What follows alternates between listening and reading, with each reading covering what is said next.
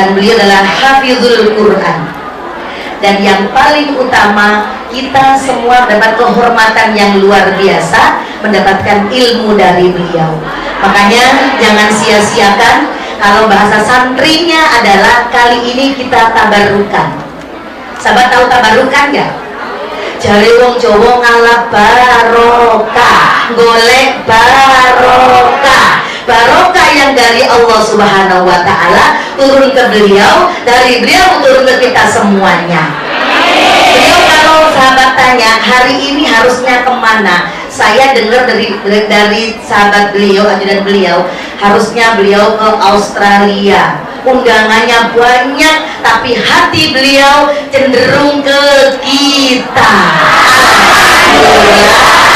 Alhamdulillah. Baik, sahabat-sahabat semuanya, untuk menyingkat waktu sebelum tanya jawab, tentunya beliau akan meneruskan ceramah sekitar 15 menit dulu, baru buka tanya jawab. Tafadhol. Assalamualaikum warahmatullahi wabarakatuh.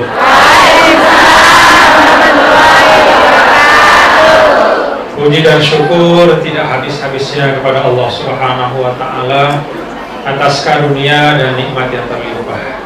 Shalawat dan salam juga tidak putus kita haturkan kepada Nabi yang mulia, Nabi besar Muhammad sallallahu alaihi wasallam.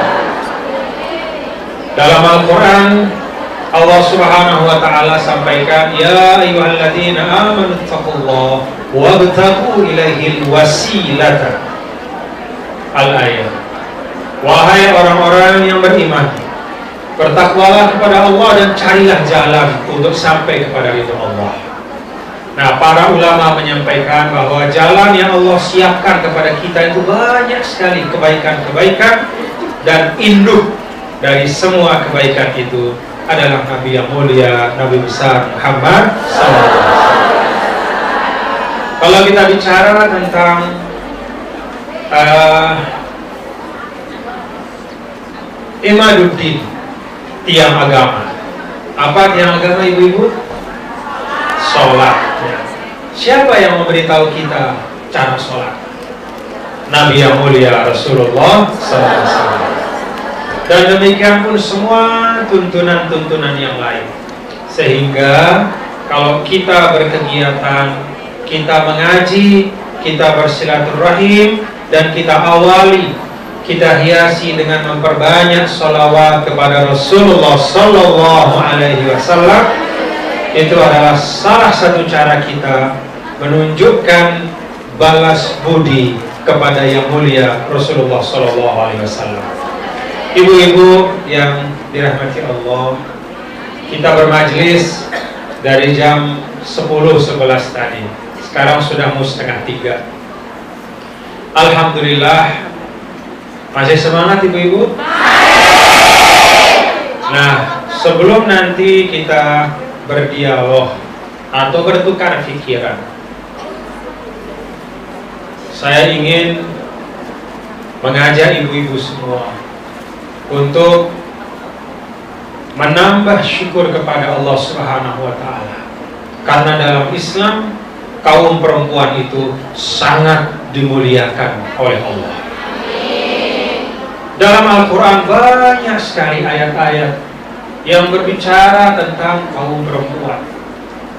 Dan salah satu dari ayat yang menunjukkan keadilan Allah, cinta Allah, sayang Allah kepada kaum perempuan, ibu-ibu semua, adalah firman Allah Subhanahu wa Ta'ala, "Man 'amila shalihan min dzakarin wa untha wa huwa mu'min falanuhyiyannahu hayatan thayyibah wa lanajziyannahum ajrahum bi ahsani ma kanu ya'malun."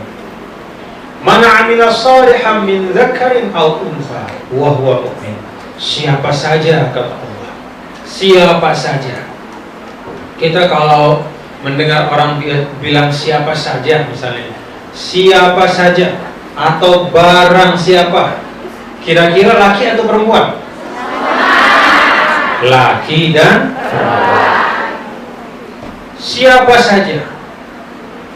Tetapi Allah tidak cukupkan, Allah perkuat lagi supaya nggak ada keraguan dari kaum perempuan, supaya jangan ada merasa wah kita kaum perempuan ini kesempatan kita berbuat baik tidak sama dengan yang laki-laki. Oh tidak. Maka Allah ingatkan, tegaskan pada lanjutan ayat ini, min dzakarin au unsa, baik laki-laki maupun perempuan. Yang bagaimana? Ukurannya sederhana sekali. Amilah sholihan, berbuat baik. Dan berbuat baik di dalam Islam itu luar biasa banyaknya. Dulu pernah ibu-ibu sekalian, sebagian sahabat Rasul Shallallahu Alaihi Wasallam yang kebetulan uangnya nggak banyak, kebetulan rezekinya terbatas, mereka datang kepada Rasul dan mengatakan, zahaba ahlud dusur bil ujur. Ya Rasulullah, teman-teman kita tuh yang punya duit banyak, mereka bisa ke surga lebih cepat dari kami. Karena apa? Kami sholat, mereka sholat. Kami puasa, mereka puasa. Tapi kami tidak bisa bersedekah, mereka banyak uangnya, bisa bersedekah dan berinfak. Apa kata Nabi yang mulia? Rasulullah SAW menyampaikan bahwa yang namanya bersedekah itu tidak hanya dengan harta. Kata Rasul, kullu tasbihatin sadaqah, subhanallah, kullu tahmidatin sadaqah, alhamdulillah, kullu takbiratin sadaqah, Allahu akbar. Diuraikan oleh Rasul, termasuk juga al-kafu anil adha, kita tidak menyakiti orang, itu juga sedekah. Jadi kebaikan dalam Islam itu sangat luas, terbentang bagi siapapun, laki-laki maupun perempuan. Semua diberi kesempatan sesuai dengan kemampuannya. Maka kalau sekarang ibu-ibu sedang berada di Hong Kong, jangan berkecil hati. Dulu ada seorang laki-laki jalan depan masjid. Saat Rasul sedang duduk bersama sahabat, bahasa kita lagi ngaji, kayak begini nih lagi ngaji. Ada yang lewat di depan. Kemudian sahabat nyeletuk, duh sayang sekali ya, ganteng-ganteng tapi nggak ngaji. Nah gitu kira-kira. Cantik-cantik tapi nggak ikut majelis.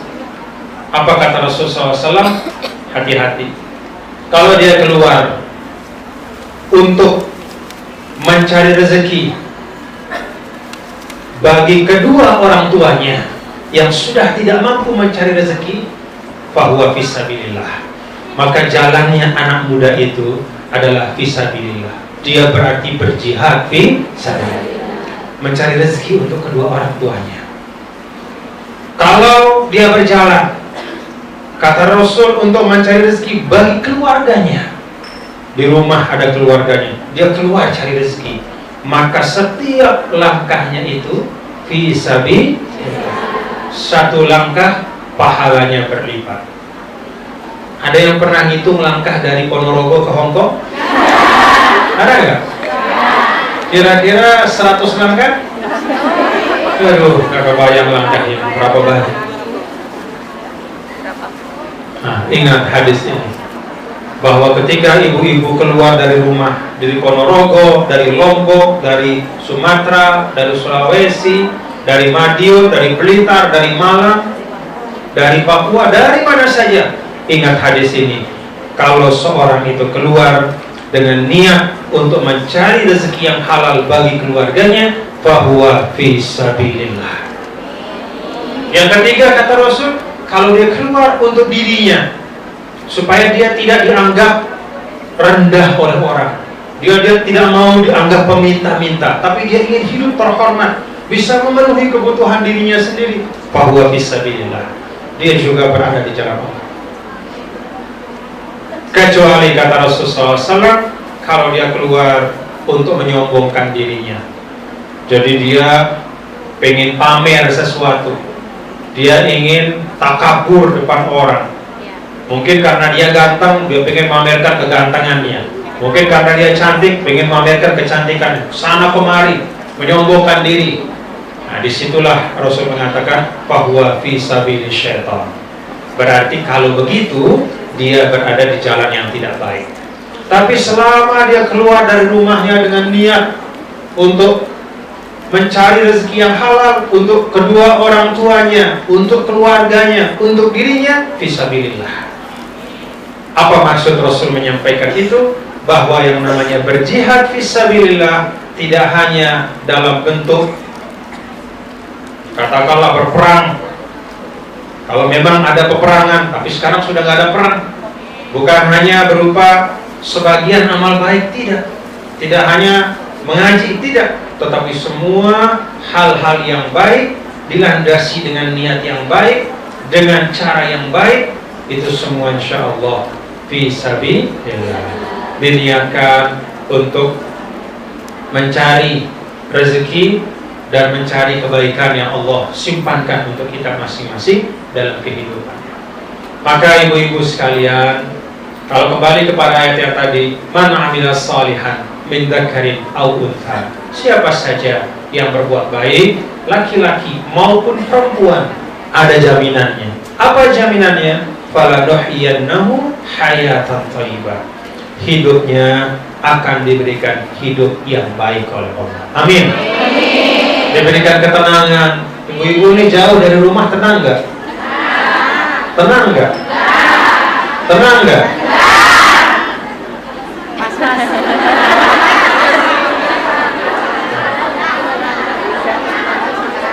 Doa minta ketenangan ya.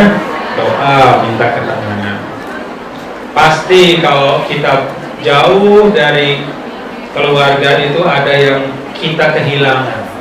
Tapi kalau kata Imam Syafi'i, tajid iwadon amman tufariquhu. Kalaupun kita kehilangan sebagian hal-hal yang baik, insya Allah di perantauan itu juga ada hal-hal yang baik. Ya, sementara jauh dari keluarga, tapi di sini kan ketemu saudara-saudaranya. Ini semua saling bersaudara. Itulah indahnya Islam, dan itulah apa yang diteladankan oleh Nabi yang mulia Rasulullah SAW. Jaga persaudaraan, kokohkan silaturahim, dan ingat ibu-ibu, apa yang saya sampaikan tadi, kita tidak bisa sendirian di dunia ini. Jadi kita harus membangun persahabatan silaturahim agar kita bisa saling nasihat, menasehati dalam kebaikan. Assalamualaikum warahmatullahi wabarakatuh.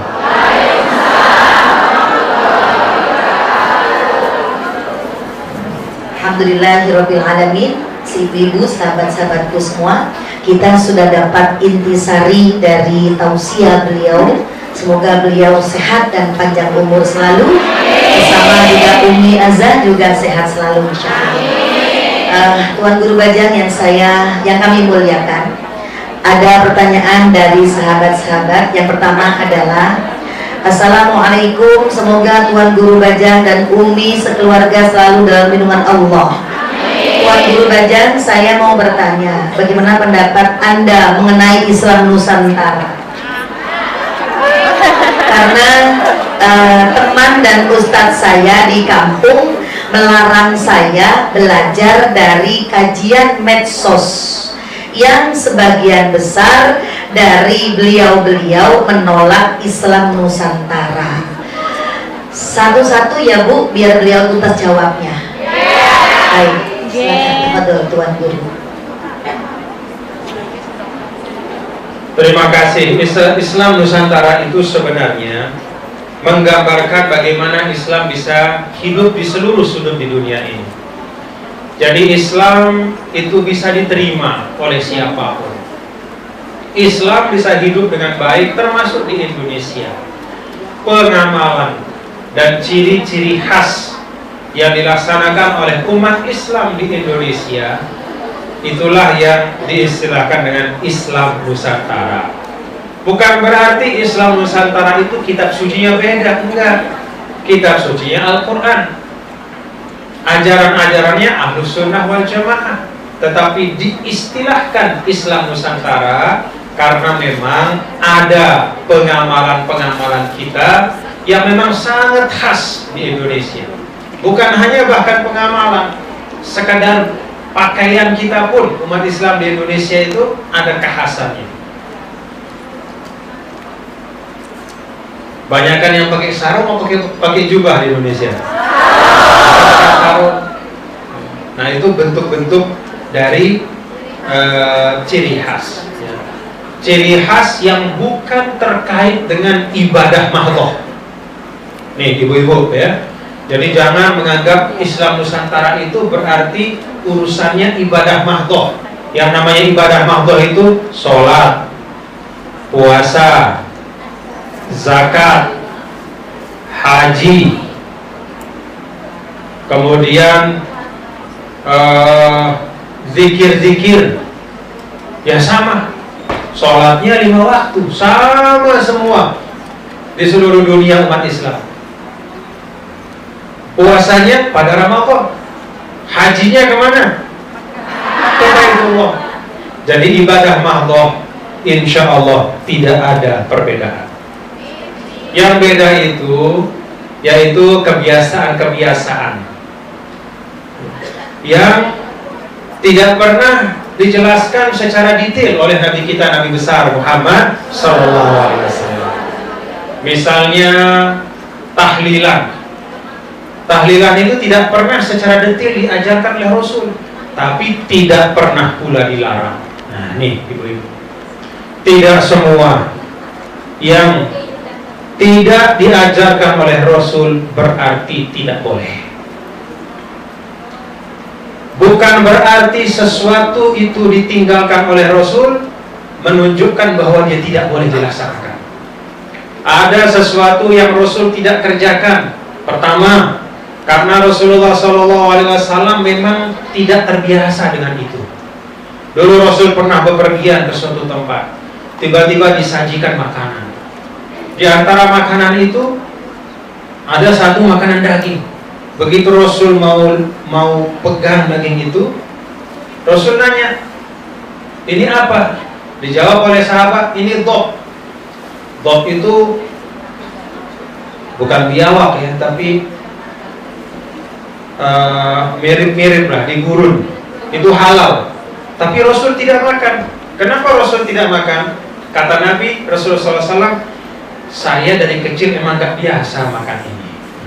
Jadi ditinggalkan oleh Rasul bukan menunjukkan makanan itu haram atau tidak boleh. Kadang-kala juga Rasulullah SAW meninggalkan sesuatu karena tidak ingin sesuatu itu diwajibkan atas umatnya. Contoh, Rasulullah SAW tidak setiap malam sholat tarawih di masjid. Kenapa? Karena Rasul tidak mau umatnya memahami bahwa tarawih itu wajib. Rasul tidak mau umatnya menganggap bahwa sholat tarawih di masjid itu wajib. Maka Rasul sholat di masjid dalam beberapa malam, dan pada malam-malam yang lain beliau sholat di rumah.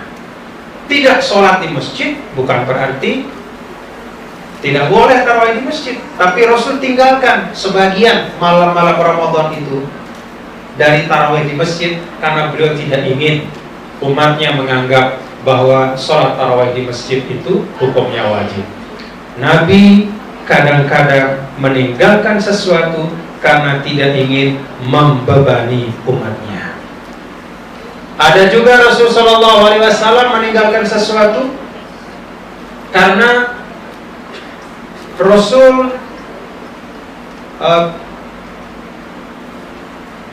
menyerahkan kepada dalil yang sudah umum yang dipahami semua. Misal, Nabi SAW tidak melaksanakan zikir atau tahlil di masjid secara berjamaah misalnya. Kenapa? Bukan karena tidak boleh, tapi karena zikir itu sudah diberikan hukumnya secara umum oleh Al-Quran. Ya ayyuhalladzina amanu dzkurullaha dzikran katsira. Jadi kata Allah, wahai orang beriman, banyak-banyaklah berzikir. Gimana caranya? Seperti apa? Di mana? Diserahkan kepada kita. Jadi kalau sudah ada perintah umum, maka Rasul tidak memperincikan, karena menyerahkan kepada pemahaman dan keuangan dari masing-masing hambanya, masing-masing umatnya. Jadi kalau ada yang punya keuangan untuk membuat majelis-majelis zikir, silahkan. Kalau misalnya keuangannya itu agak sempit, tidak bisa ikut, jangan juga disalahkan. Ya, ibu-ibu ya. Jadi kalau ada yang ikut, alhamdulillah. Kalaupun ada yang meninggalkan, jangan juga disalahkan. Masing-masing sesuai dengan keuangannya. Nah, di dalam hal ini, misalnya di Indonesia ada kebiasaan-kebiasaan seperti tahlil, seperti berzikir bersama, berziarah kubur bersama-sama, itu bagian yang dibolehkan. Di Indonesia itu banyak terjadi. Ziarah kubur sebelum Ramadan, ziarah kubur setelah atau setelah puasa. Kemudian ziarah kubur, kapan lagi ziarah kubur? Setelah Idul Fitri. Itu kebiasaan, itu bagian dari yang disebut Islam Nusantara, kebiasaan beragama kita. Hal-hal yang dibolehkan dan kita lakukan. Kalau di Arab Saudi, mungkin di Mesir tidak seperti itu, ya itulah bedanya. Tetapi semuanya itu masuk dalam keseluruhan kelapangan dan keluasan Islam. Jadi tidak boleh kita saling menjelekkan satu sama lain.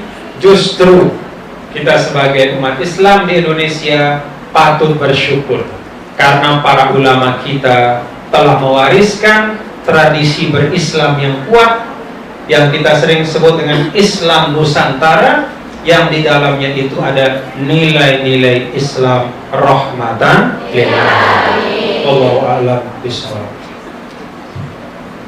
Ibu-ibu, sahabat-sahabat, panggilan tuan guru itu, saya nanya sekarang, di Arab ada apa enggak?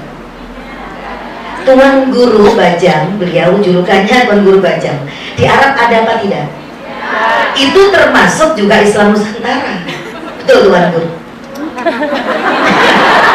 Terus kiai, ayo kiai, panggilan kiai, panggilan ustaz, itu kan ciri khas dari Islam Nusantara kan diantaranya. Jadi buat Tuan Guru dan saya, artinya tidak ada, selesai sudah, nggak ada perbedaan antara kita. Islam Nusantara adalah Islam yang hidup dan diterima di negara Indonesia, yang punya ciri khas tersendiri dan tidak melawan agama kita. Ini intinya. Baik, oke.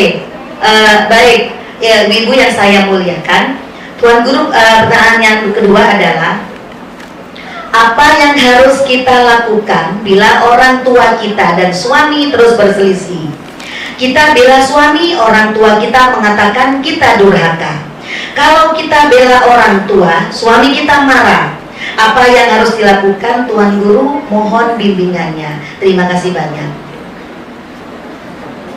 Islam itu kalau orang berselisih secara umum nih, jangankan suami dengan mertua, dengan orang tua, ya, jangankan suami atau istri dengan mertua, tapi secara umum dalam Islam, kaidah ketika terjadi perselisihan itu ada dalam ayat innamal mu'minuna ikhwatum fa aslihu baina akhawaikum. Sesungguhnya orang-orang beriman itu bersaudara, maka damaikan antara saudara. Ini umum. Lebih dari itu, kalau misalnya menyangkut orang yang dekat sama kita, itu berarti tanggung jawabnya lebih besar lagi. Untuk apa? Untuk islah. Maka kalau ada gesekan-gesekan antara suami dengan orang tua kita, kita sebagai istri dari suami, anak dari orang tua kita, punya kewajiban untuk mengislah. Mengislah itu macam-macam caranya. Cara yang paling gampang sebenarnya, yang biasa menjadi tradisi, kalau kata Rasulullah SAW tuh, bohong itu tidak boleh ibu-ibu, kecuali satu dari keadaan bohong itu boleh, adalah pada saat mengislah orang, mendamaikan. Ibu-ibu ngomong ke suami, Pak, Bang, Kak, Mas, A. Ya. Kalau Lombok, apa Lombok tuh? Kakak, semama, semama, A, Mas, apa aja pokoknya. Tadi Bapak nyebut Mas, dengan sebutan yang bagus loh. Katanya Mas itu suami yang bagus untuk saya. Katanya Mas itu orang yang pintar menyayangi istrinya. Katanya Mas itu bapak yang baik buat anak-anaknya. Itu kata bapak Mas. Padahal bapaknya nggak pernah ngomong gitu. Habis itu datang ke bapaknya. Apa Pak gitu ya? Pak, suamiku, Masku ngomong katanya bapak itu menantu yang number one, mertua number one, mertua yang hebat sekali. Dia pengen, katanya suami saya pengen sekali seperti bapak nanti. Dia pengen nyontoh akhlaknya bapak. Katanya bapak itu kalau ibadah bagus, dia pengen nyontoh kayak bapak. Pokoknya semua puji-pujian kepada suami, sebut hal-hal yang baik tentang orang tua, dan kepada orang tua sebut hal-hal yang baik tentang suami. Itu salah satu bentuk untuk mengislah. Udah dilaksanain aja yang itu dulu. Nanti kalau itu mentok, tanya lagi. Kalau saya ke Hongkong lagi. Amin. Amin. Ngomong lagi kalau itu beliau ya. Tuan Guru, pertanyaan yang ketiga adalah, apa benar berita tentang ucapan yang tidak mengenakan menghampiri Anda? Apabila ini ya, apabila berita tentang ucapan yang tidak mengenakan menghampiri Anda saat di bandara oleh orang keturunan Tionghoa, untuk jawaban ucapan terima kasih banyak. Maksudnya apa ini Bu? Ini yang bagus. Oh, ya Allah. Ini kali ya, bagaimana kalau kita mendapat caci makian gitu ya dari orang lain etnis gitu kan ya, dimanapun berada gitu ya. Apa tuh? Urusan etnis itu bukan urusan manusia. Siapa yang pernah minta dilahirkan jadi orang Sunda? Pernah minta nggak? Kira-kira kalau minta lahir sebagai orang apa? Orang Arab.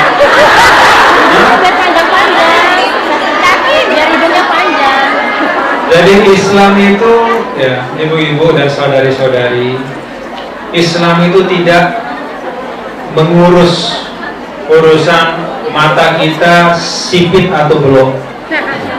Gak ada urusan. Warna kulit kita putih atau hitam atau coklat, sawo matang, gak diurus sama Islam. Yang diurus oleh Islam itu adalah iman dan amal saleh kita. Jadi terhadap orang yang beda dengan kita, apakah beda etnisnya, beda bangsanya, tidak boleh membuat kita membedakan perlakuan terhadap orang yang satu rasnya atau satu bangsanya dengan kita. Karena dia pasti tidak pernah minta juga lahir sebagai bagian bangsa itu atau ras itu. Maka jangan dan tidak boleh di dalam Islam kita melihat orang lain yang rasnya beda dengan pandangan yang merendahkan atau meremehkan.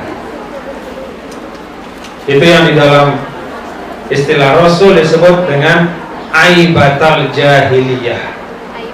Jadi dulu pada zaman jahiliyah itu orang biasa melihat orang lain dari status sosialnya dan keturunannya. Anak siapa dia? Suku mana dia? Dia orang bangsawan apa enggak? Inilah yang dihilangkan oleh Nabi yang mulia Rasulullah SAW. Maka Rasul mengatakan bahwa manusia itu diukur dari ketakwaannya. Ibu-ibu, dulu beberapa waktu saya dihina oleh orang. Kebetulan etnisnya beda dengan etnis saya. Tapi saya marahnya bukan karena etnis beda, tapi karena dia menzalimi saya. Dia umpat saya di depan orang banyak, saya dan istri saya Ummu Azza. Kami berdua diumpat di satu tempat yang jauh dari tanah air juga. Kan rasanya gimana gitu ya, ibu-ibu ya? Kalau kita diumpat, bukan karena rasnya, tapi karena kezalimannya. Menghadapi kezaliman seperti itu, kita punya dua pilihan. Kita mau balas atau kita maafkan.